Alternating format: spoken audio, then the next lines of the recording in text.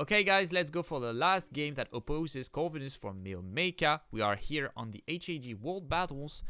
The outcome of this match is just that the winner is the first of this event. At the beginning we had 4 players, 4 nationalities, 4 countries, and they face off in order to see which country is the best. At the beginning we had like Valdemar, Elyona, Corvinus and Meomaika. And yeah, this is like the final, but not really, because the loser of this match will face the winner of Elyona versus Valdemar, and this match will determine who is the second and the third player of this event. So here we're gonna see who from Corvinus, that plays in the purple color as the Japanese, or from Meomaika, who is playing in the red color as Ayubids. Who will win? Who will win this amazing event? Let's go to see that. So yeah, Corvinus is playing. Is a Hungarian player. I don't know how to say. He's from Hungary. I don't know exactly how to say in English. Hungarian player. I think it's called like this. And Meomaika is a Vietnamese player. We also had a French player and a Danish player. Valdemar is Danish and Elyona is a French player. So this is kind of cool to also have the countries of the player in order to have a battle against the countries. This is like the stuff on AoE4, like civilization that are facing each other. This is basically the stuff. So this will be very, very cool. Meomaika, who is going quite heavy on gold. Yeah, this is not what he meant to do.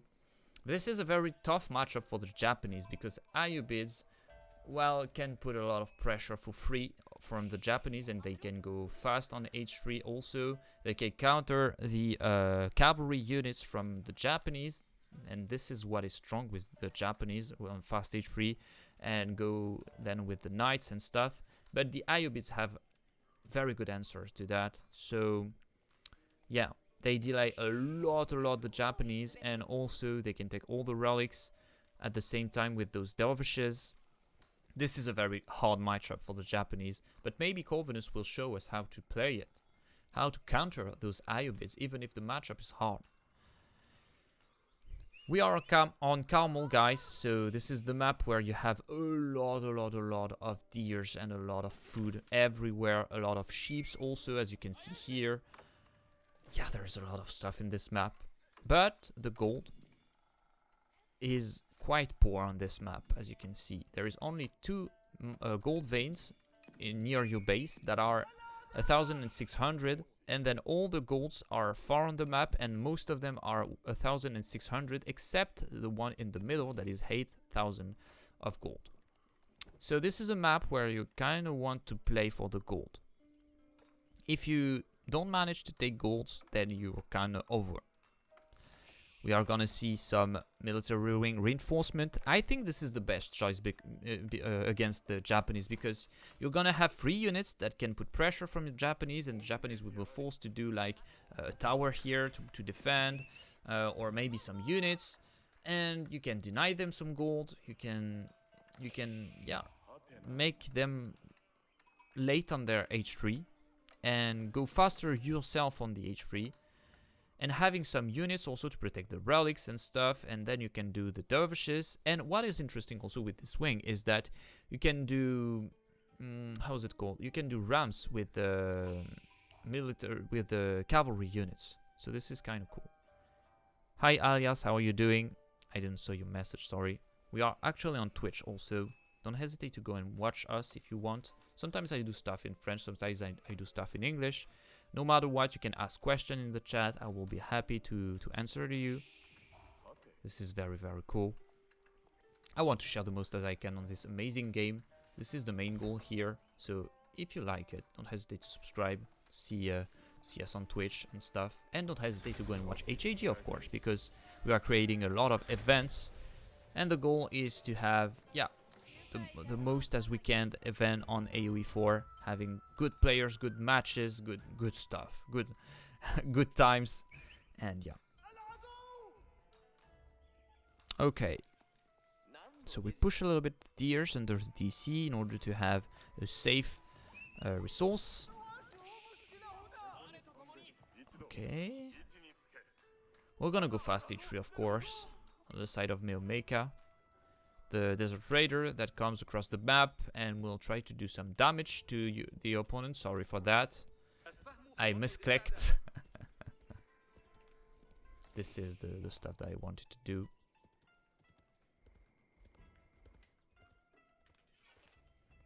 Okay, so the Desert Raider is a very good unit because you can switch from melee and distance, and this is kind of cool, of course, because you can kill like cavalry, but you can kill also some spearmen and stuff. So yeah, this is not strong versus archers. Very well played from Corvinus. He came to the berry bushes, take the most as he can, and then there is the Desert Raider. Okay, no problem. I will take the sheeps and the deer, no problem. We're gonna go fast h3 also on the side of Corvinus, and we have a defense here with the outpost. We do the arrow slits in order to better defend the Desert Raider that will destroy this farm for free. So this is kind of annoying because the farms, yeah, they are for free, but if you manage to have all your farms, then you produce wood with this landmark. So if you deny some farms, not only you deny farms, but you also you're making later the fact of making wood with this building. So this is kind of cool. We have the Dervish's Wing, so we will have all the relics of the map. I mean, I don't think the Japanese can counter that. We're gonna go with the floating gate, and we can see a lot of builds with the Japanese with the other landmark. I don't know exactly how it's called. With the Buddhist monk. No, it's not the Buddhist monk. It's the I don't know exactly how it's called. Yeah, it's the Buddhist monk. Yeah, it's the Buddhist. So Temple of Equality, I think it's called. And this is a very great landmark also because it can give you some monks that can gather gold. Like it gives you gold. And on this map, it feels like kind of strong because, well, as I said before, the gold is very far from your base. So if you have some monks that can take relics and also heal your units and also do some gold, this is kind of cool. So yeah, I thought Corvinus would go for this age up, but no, he preferred to go on the floating gate. 2 farms destroyed, and another Desert Raider is coming. And what is the choice of Corvinus? What unit is he gonna do? A stable, so this is gonna be some knights. The samurais, mounted samurais, are coming, guys. And they are not happy about what is happening to their farms. They maybe want to destroy those Desert Raiders. Here we're gonna have 3 dervishes very, very fast. Maybe we'll take some relics from Corvinus' side, maybe 1. Except if we have the Desert Raiders that kills this Shinto priest. It feels like it's better to kill the Shinto priest than killing a farm, but yeah, this is a weird choice from Meomaika, like destroying the farms instead of protecting the relics right in front of him. Like, he took the relic and said, hey, I have the relic, you don't, just go home now. We have the Yuma Banuman, the mounted samurai, and I have to say, Corvinus is playing exactly how Meomaika wants him to play, because those Desert Raiders are very, very good against those mounted samurai. And we're gonna take the relic. Also, the Dervish Wing is very interesting because you can heal in an area around them. And yeah, this is very, very strong in order to have some fights with melee units. So if you have a lot of mounted samurai, okay, we're gonna do also some Onamushas. Onamushas? What? It feels not the right call because the Onamusha is strong versus heavy units. But here Meomaika is only making Desert Raiders, and the Desert Raiders are not heavy. They are light units. So here it's better to do the Yumi, in my opinion. But you have less mobility. Yeah, that's true. You have a better mobility with the Onamusha. Yeah, we will do some Yumis. Indeed. We expected from Corvinus to have some Camel Lancers, but this is not coming from Meomaika. He will just spam some Desert Raiders. And it feels like the good call versus the Japanese, because they will have a lot of mounted samurais. And if they do, like, for example, infantry units, they will not be as mobile, and you can aggress them on several points, killing some villagers, especially on this map, because they are, well, this is important to go out, take the deers, the berries, the golds, and if you block your opponent from doing so, this is very strong. He's playing very defensive. Like, I'm really surprised about this. I thought he could aggress more his opponent, attack more his opponent.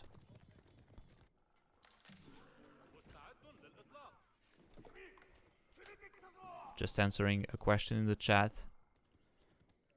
So after that, we will have on Twitch another match, and on YouTube you will have it in well, tomorrow.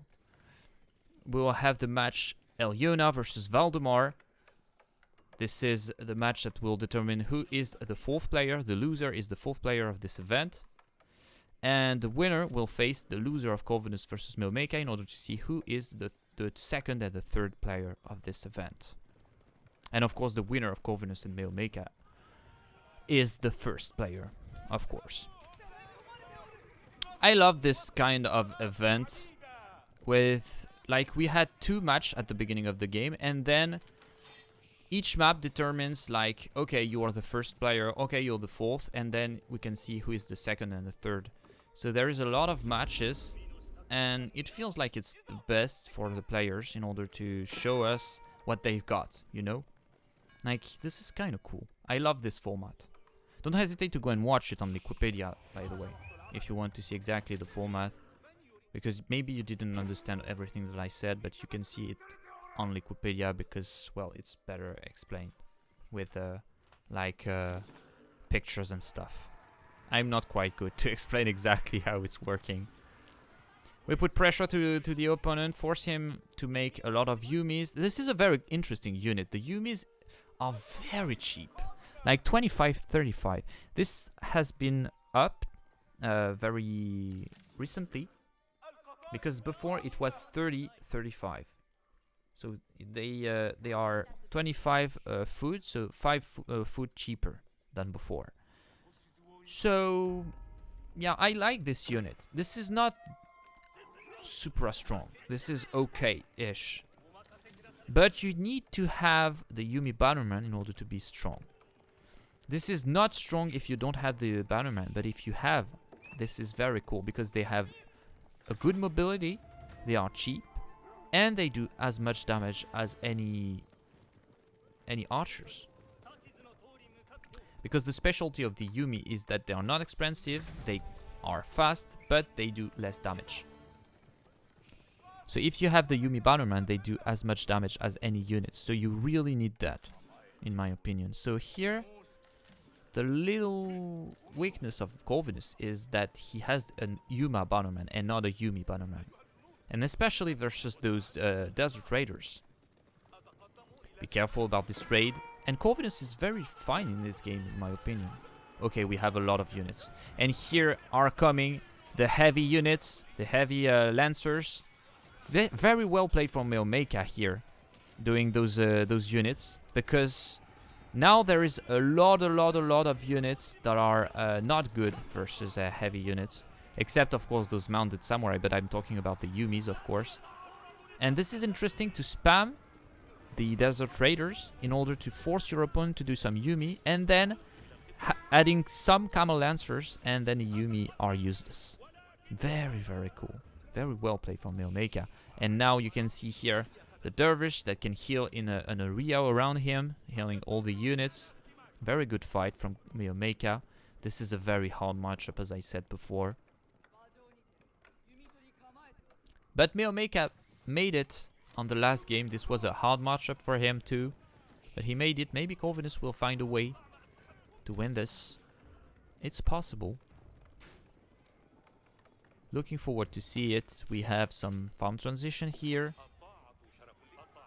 but it feels already over.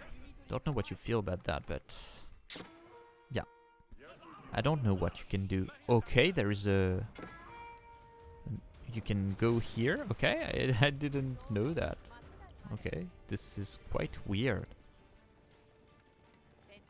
We have some Onamushas now, but the Onamushas feels like... Oh, it's okay because there are some Camel Lancers, but there is also a lot of Desert Raiders, and the Desert Raiders will be very, very nice versus these Onamushas. So yeah, and also it's quite difficult to see which are Desert Raiders and which are Camel Lancers. This is something that is not cool with this these units. It's that it's very difficult to differentiate those two units.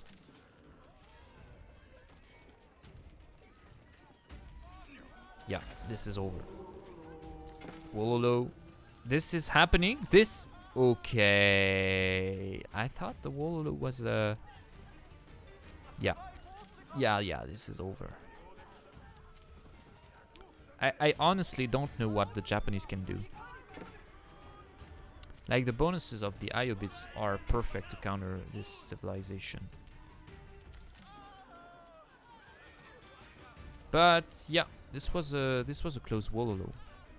It could happen, but yeah, now the villagers are too idled, and now Meomaika can just spam the Camel Lancers and just come under the TC, and yeah, kill everything, idle all the villagers, and gather everything on the map without having some trouble. I really like the choice of the House of Wisdom he made. Starting with the Desert Raiders and then Dervish Wing is a very good choice in my opinion on this matchup, because you can force your opponent from doing stuff. You can have like 3 or 4 Desert Raiders when you age up and protect the relics and stuff. So yeah, this is cool. Corvinus is in a pretty tough position, especially also because we have like from Meomaika we have 2 secret sites, we have 4 relics, and we killed like 20 villagers. We have also the Golden Age, also 10% for all resources everywhere on the map. Yeah. Will Corvinus be able to go back from this, come back from this? I don't think so, to be honest. Maybe he thinks he can. So we will see. We will see.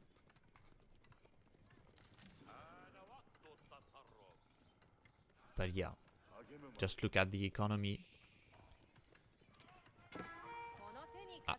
Yeah, I don't know what to say. Like, it feels really impossible.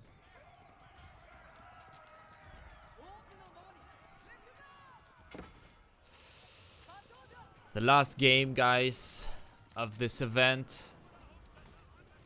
This is not the last game of the event, but the last game that opposes Corvinus from Meomaika.